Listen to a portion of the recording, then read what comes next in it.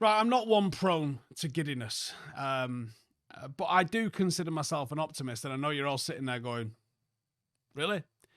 Really, I am an optimist. I just also try and frame that with a little bit of realism. But do you know what? Allow it for a minute. European football is reaching a fever pitch, and there are some huge games ahead of us. United are the only team, see, I told you I'm getting giddy, right, that are undefeated in European competition in both Europa League and the Champions League. That's an impressive stat, right? And the stakes are rising. In this one, I am going to look at the road to the Europa League final, and this is United's path to winning the damn thing. So let's map out where we are. United have recently advanced to the quarter-final stage in the Europa League after putting Real Sociedad to the sword in what ended up being quite entertaining of a tie on the back of some really not entertaining football that we've seen. The quarterfinals kick off on April the 10th and April the 17th, and here's what we're looking at. The opposition, if you like. So you've got Bodo Glimt against Lazio, Tottenham have got Eintracht Frankfurt, Rangers against Athletic Club, and Lyon against Manchester United. 4 ties, 8 teams. Only one is going to be standing tall at one of my favourite stadiums in the world, by the way, San Mamés in Bilbao. Who's got the edge? And who are the big kickers in here? And who do United need to be worried about? Let's have a look at Lazio. They dominated the league phase with 6 wins from 8. They finished first overall in the table, and many betting markets have got them as the favourites to win the whole competition, weirdly alongside United and Tottenham. Star player is Zakane. His goals have been massively pivotal to Lazio's European campaign. Up there with one of Lazio's top scorers this season. He is a hard worker, quite experienced, and a bit of a game-changing winger. Good passer, good dribbler, good finisher. Pretty astute from set plays as well. They're going to face off against Bodo Glimt. They've been dubbed the giant killers of the competition. They've already knocked out both Olympiacos and Roma, so it's not for no reason. Lazio's tidy start as probably going to see them through. But it won't be easy, right? If they get through that game, I don't anticipate it being smooth sailing for them. But they are a big contender to go all the way, so we are absolutely going to be looking out for them. And I think we're at the stage of the competition now where you can have a little bit of a glance left and right and be like, okay, what's everyone else up to? Quarter-final stage, you can do that. Next up, Tottenham. Lads, it's Tottenham. Ange Postecoglou's side, although I feel like Ange is absolutely tiptoeing on ice at the moment. They've shown flashes of some real electricity in his time at the club, but they have scraped by this season. They are competing with us for just how utterly garbage we've been. But they've looked all right in Europe, especially in this. They had a first leg loss to AZ, which really exposed some exploitable cracks. And it took a second half spur to get them over the line. Frankfurt are not a team that I think you can take lightly. So they might be a bit of a test for them. Star player for Spurs, at the moment, James Maddison. He's their most productive player in the Europa League this season, and he contributes when it matters, and he's been a big player for those with a bit of a point to prove because he's been getting some criticism from the pundits this season. Do I rate Spurs' chance? I can't see them winning it, but I could see them being a problem for us if we drew them, having looked at how we've played against them this season, for sure. Athletic Club.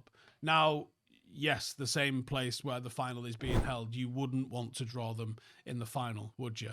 And you wouldn't really want them in the semi-final either, so you hope someone else deals with them on the way. But this must be a monumental motivator for them to go all the way.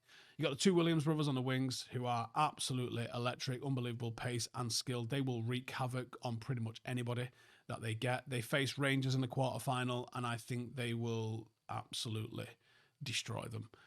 Bilbao will be a contender in this competition, and they are going to be incredibly tricky for whoever they face in the next round. They should be considered among the favourites. Definitely one of the best teams that are remaining, and possibly one of the best players still in the competitions in Nico Williams. So one of the highest rated young talents in Europe at the moment. He can turn a game on its head. He is a genuine match winner, and he's attracting interest from all of the best clubs in the world. Could they knock us out? Absolutely. Would I be worried if we drew them? Absolutely. Would I want to see them in the final? Absolutely not. I hope someone else deals with them, and then you just have to deal with them. And then it's us. Expectations are high for us in the Europa League. I think at this time of the season, it's all right. To get your quarterfinals, it's time to start talking about whether or not you can win this thing. You're not far away. You put yourselves in the semi, You're in a semi. You put yourself in a final, it's 90 minutes away from success.